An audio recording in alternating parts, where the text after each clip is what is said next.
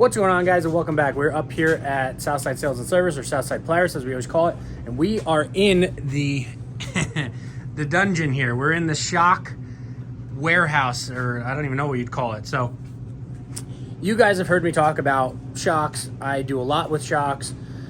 Me and Bruce have talked a lot about shocks. We've talked about valving. We've talked about setup on them. Well, today we're going to dive into actually what is inside of them. What goes on when we say valving? What does that actually mean? And I know a lot of people are probably looking at that going, well, I have no idea what that means. So that's what we're going to get into today. And it is a business day, so we might get interrupted a couple times, but that's fine. So we have my shocks, my QS3s. They're on the ground. We're going to get to them in a little bit, but we actually have Joey shocks. So if you guys watched the latest video, I gave Joey my QS3s for the rear. So these are his fronts off a 2020 Pro S 850. So these are the higher model, high-low speed ones. They have a 5/8 rod. So Bruce is going to kind of give you like a rundown of what we're looking at here, how to get inside them, and that's a good point. We are in no way, shape, or form making this video to show you guys how to take them apart. We're just showing you how it's done so you get an understanding of it. But we're not recommending you go and take your shocks apart and go and do them yourself. No. There's too many surprises if you haven't done it before.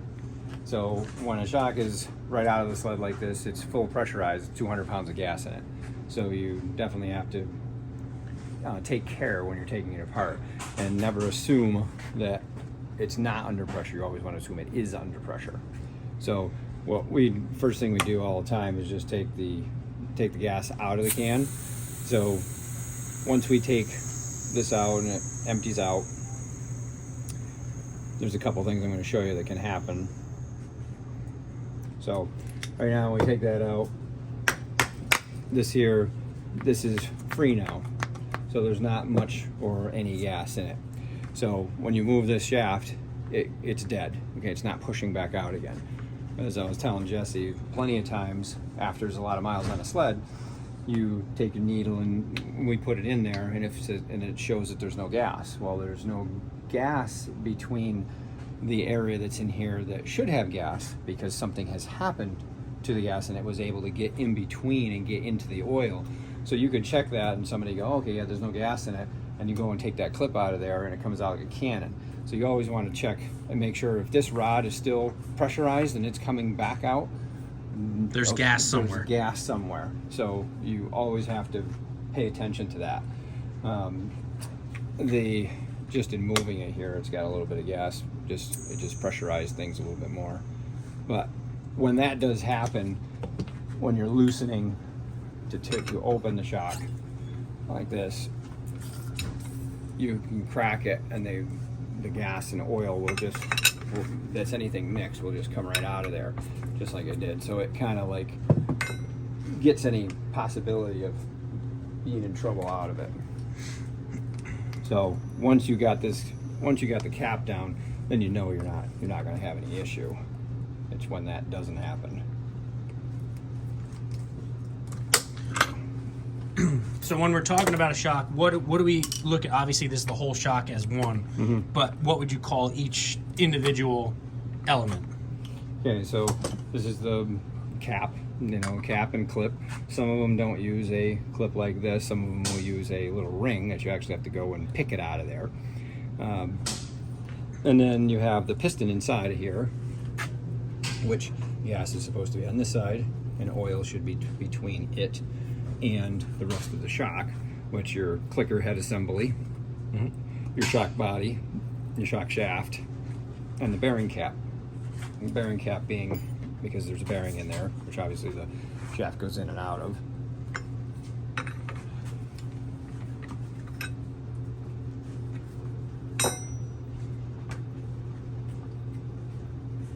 Some a little stickier than others. He already dealt with a sticky shock today. Yeah. And that's on the floor over there, which we'll get to in a little bit. Yeah, those are whole other problems when you go to take something apart. When Jesse's can here, which is his can was like this on his box piece, and he looks like he'd been following too close because he got a pretty good rock hit right there. and that because why it was leaking, because he was asking why it was leaking. Well, then he also had another one at the top, so we can't get either piece out of this until we grind this to get these out, which I tried on that end and it still was giving me a problem. But so it deformed the can just from a rock hit. So those kind of things also slow the process down of taking things apart. So pretty much, I mean, how often would you say you should rebuild them? I mean, does the oil go out? We're going to show oil coming out now. But that one was pretty dirty. That one was very dirty. Yeah, the other one was not like that. So as like any oil, which you're going to see fresh shock oil right there, it's going to break down and it's going to deteriorate just like your oil in your car engine, you know? It's going to be, yeah, that was really dirty.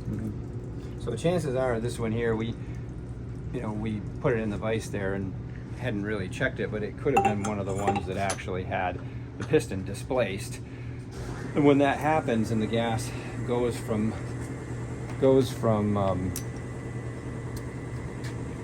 this is your floating piston, so it's sitting in there like this with oil below, and then gas above to the cap, and this is always putting pressure on the oil. So no matter how much that shock goes in and out, it doesn't foam the oil, because that was always a problem in years past. So once it's under pressure, that won't happen. Well, when something happens in the shock, say this comes down and actually tops out, or tops out because this is usually the top. So then there's no oil here. Well, now the shock oil is not under pressure anymore. This is still full pressurized, but there's nothing pressurizing that oil. So now that's all it takes is that shock to go in and out a bunch. All of a sudden you got an air gap, and then it beats itself up because it's just not working properly anymore. There's got a big air gap in it. There's a slow spot where there's no oil, and then it hits oil again. So that's what oil will look like when that happens, compared to something working properly.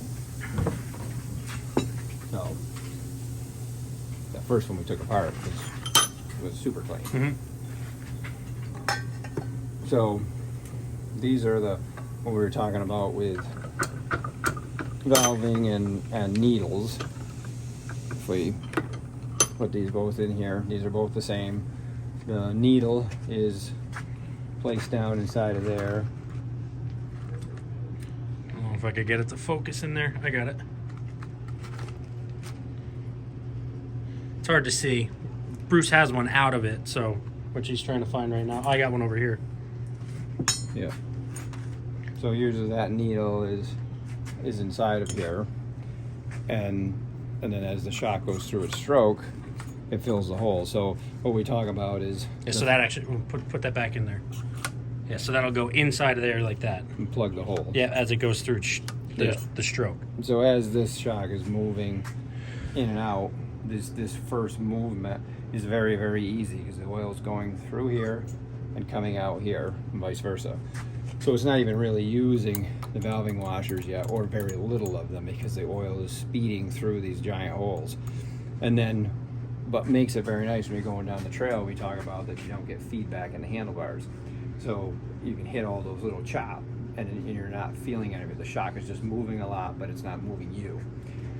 But it's made so that when the shock does move a lot and heads way down here, the needle's sitting there, that shock comes in and closes that off, and as it's closing, as soon as it enters that, it starts closing off. Now it starts using valving immediately, so that it anti-bottoms, so it slows way down before it hits bottom. And that is the main reason of a needle, which Walker has used for years. Still use them even on razors and all that kind of stuff, so they make it feel real soft in those small bumps, so that you don't get jarred in the vehicle. Well, it's the same thing with this. So when we talk about the valving on this, we're talking about shims that are held down against the piston, and all of these shims act like a little spring. They just literally look like a little leaf spring, but flat. And the thinner they are, the easier they move. The thicker they are, the harder they move. So somebody that's riding hard, you have to valve it stiffer with thicker valving.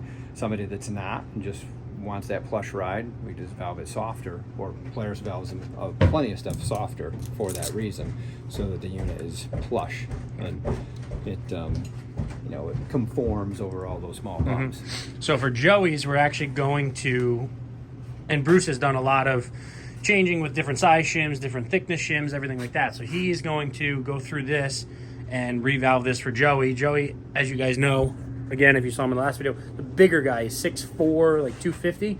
So it's a little soft. And I mean, on top of that, we have spring rates too that we could change, which me and Bruce were talking about before, but we're just talking about valving in this video. So, I mean, you could kind of take over where you're going to go from there. Yeah, so what we're going to do is we're going to, I don't know if, because there's plenty of times where we'll actually take this needle out. We just take this out and we plug this. So we make it work like a normal shock, not a needle shock. You do get feedback, then you know, it takes more tailoring to make it so that, okay, it's still nice for the small stuff, but it's way better for the big stuff. So with these, I may not do that. I may just stiffen the valving up a lot so that it's still conforming for those small bumps, but yet anti-bottom, and then being that that guy's so big, we may just change the springs. Okay, so we have both of Joey's pistons and shim stacks and everything here ready to go. So Bruce took off the top stack before, which now we're going to explain what does what and how it kind of all works together. So, okay, so what we're going to be doing is, you know, the stack on the top or next to the nut is the rebound stack, so it affects how fast the rod comes back out of the shock, or in other words, when it, you know, goes through the bump, comes back up. The piston that is in between that rebound stack and this being the compression stack, so in other words, what affects anti-bottoming, how it feels going through the small bumps, all that. But it also is combined because that shock always is coming out every time and then going back in. So you're trying to control that between how fast you want it out and how smooth you want it for your type of riding. And it's controlled in the center by the piston, which there's many styles of these pistons between how many holes are in them or what diameter holes are in them, to as far as high flow type pistons. There's been a lot of technology in this stuff over the past years. Valving, as far as the shims themselves, hasn't changed a lot. I mean, you're dealing with from 6,000s thick from small to big, or 0.7 to 1.3, all the way down through 8, 10, 12, 15 thousandths, same thing, 0.7 to 1.3. All these in a combination of what you're trying to do for a certain type of riding or a certain weight of riding. And those shims are used both for compression and rebound. It's just a matter of how you want to do it. right, and how you stack them and what order they go in and how thick and the diameter. What somebody's looking for, and you know, when I ask questions, I'm compiling it in my head of what, you know, between how you ride, how heavy you are, what you're riding, and even where you're riding. You know, if somebody's riding up north a lot and the trails are 90% smooth, makes a little bit of bearing a difference of what I'm going to do compared to somebody that's going in its areas that are very bumpy. So all those things go into the mix of when you're trying to make a decision, right? At least on my end. So if you guys are, and I mean, a lot of guys have reached out and like, well, you know, can Bruce do my shocks? And it's like, yes, he can. Obviously, he has all the tools, he has all the fixins that he needs to go into your shock, but he needs an idea from you guys of what you guys are looking for. And now, you know, he has, you know, special ideas in his head, so we're not going to show you what we're going to put in Joey's shock, but he's going to go through and he's going to, you know, and he has notebooks full of, you know, shim stacks and everything else, and he'll go through it and he'll figure out what he thinks is going to be the best combination, and then we'll put it back together.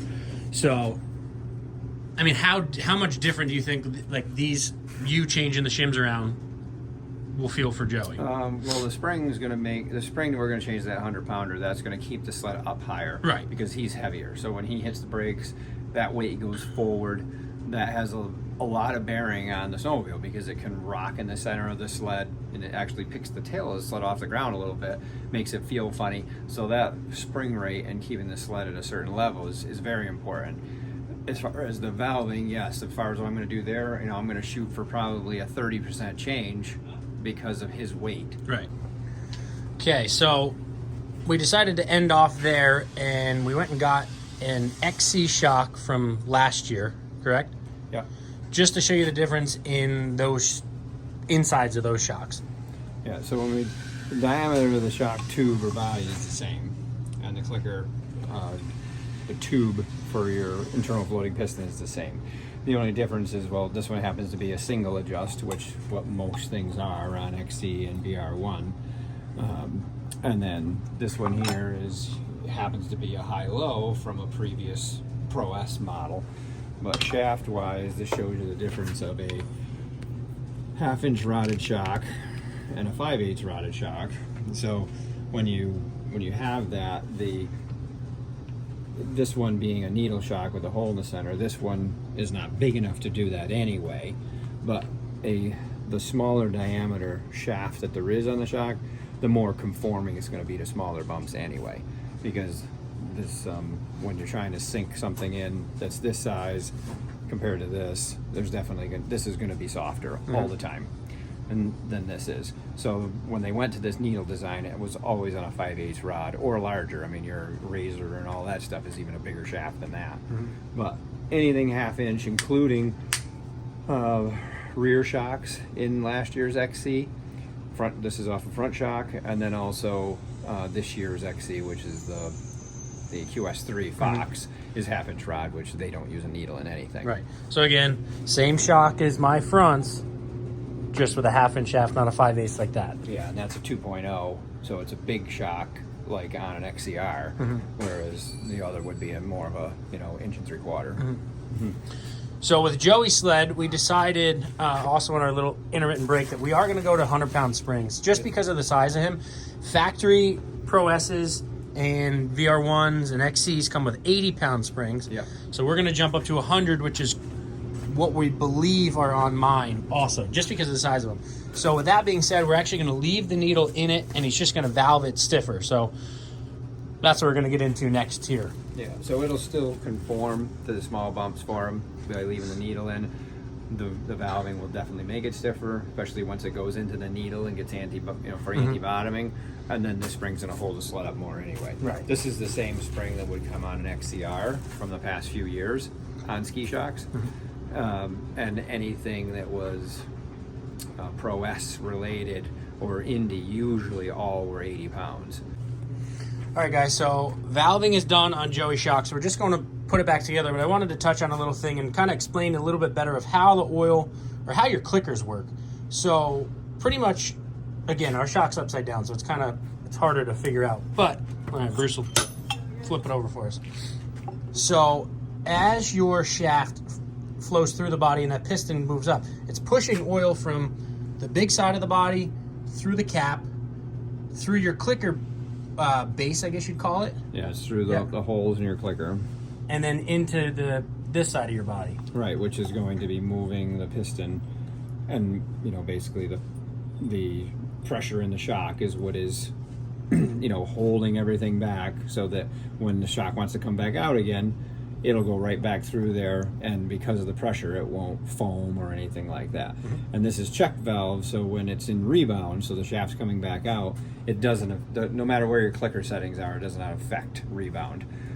These shocks are only affecting the compression. So the center on this one, just like an XCR, the center one is affecting low speed or body roll and rigids things up pretty quickly on small movements of the shock, whereas this one here is going, as you tighten that one here, is going to stiffen the valving for the high speed movement of the shock, or more the shaft is moving in and out of the shock. Yeah, but anytime your oil goes from this side to this side, it goes through this clicker body. So that's why your clickers, that's why it's affecting how your shock feels. Slowing that oil down. It's slowing how fast, or making this harder as it goes in. So not only this valving of what we're changing, but this is like you're making another valving change of sorts. Right.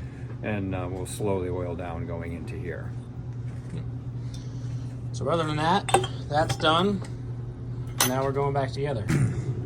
All right, so Joey's stuff is all done, so he's all set. I wanted to get a set of velocity rears here, and kind of, now that you guys saw how the oil flowed in those, and all of it went through the top of the body, through the valving. So velocities don't, I mean, yes, it does do that, but only to a certain point. So Bruce will kind of explain better than I can of what they do. Okay, so these two are the two rear shocks that come in XC or VR1. So XC being the black trimmed shock per se, with a 1/2-inch rod, no needle in it. Like I was stating before, there wasn't really room on a 1/2-inch rod to put a hole in it and a needle in it. So, but it also is softer because the diameter of the rod going into the shock just goes in easier. The bigger diameter rod that you have going in, it's going to make the shock stiffer. So this is XC, this is VR1, and also Assault is the same diameter shock with a needle in it.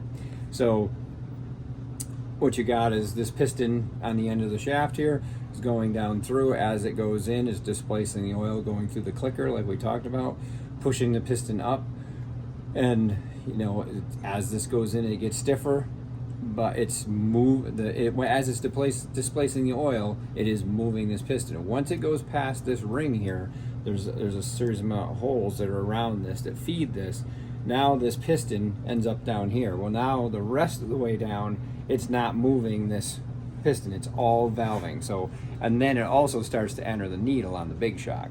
So once it starts to enter that needle, it's sticking up from the bottom here about that far really, because you're dealing with right here. So that needle is in the bottom of that. That's how far that is up in there. So when it goes past this, it starts entering the needle. It's going to anti-bottom because now it's not displacing this piston, and this is plugging the hole in the shaft. So now it's all valving, so it just gets stiffer as it goes through, so that anti-bottoming effect. This shock, no needle in the bottom of it. It's just a matter of once it goes past this point, it's all the valving and not moving the piston. So this gets two things happening to it. This just gets one. Mm-hmm. And again, this is all the XC stuff. Other than this year, as we talked about this year, this is going to be a Fox with a three-position adjuster rather than the multi-adjuster. But other than that, same idea. Mm-hmm. And I mean, that's about as much for detail as shock-wise we could get into today, at least. My shocks, we're going to touch them on another date once we get another body. Like Bruce said before, we got a little oblong here, so we're going to have to order up a new one. But I hope you guys enjoyed that and kind of gave you a little bit more insight as to what goes on inside the shock, and when we talk about valving, what that actually means. So you guys aren't just sitting there like, well, okay, valving, I don't know what that means. So that's really about it. If you guys have any questions, as always, put it in the comments. You know, I will get back to you. If I can't answer it, I'll ask Bruce, and then I'll still get back to you. So either way, drop them in there. If you want to get your shocks done or anything like that, give the shop a call. Tell them I sent you. Let them know what you want, and Bruce will get them together, get them wrapped up for you, and get them out. So make sure to like, make sure to subscribe, and we'll see you guys in the next one.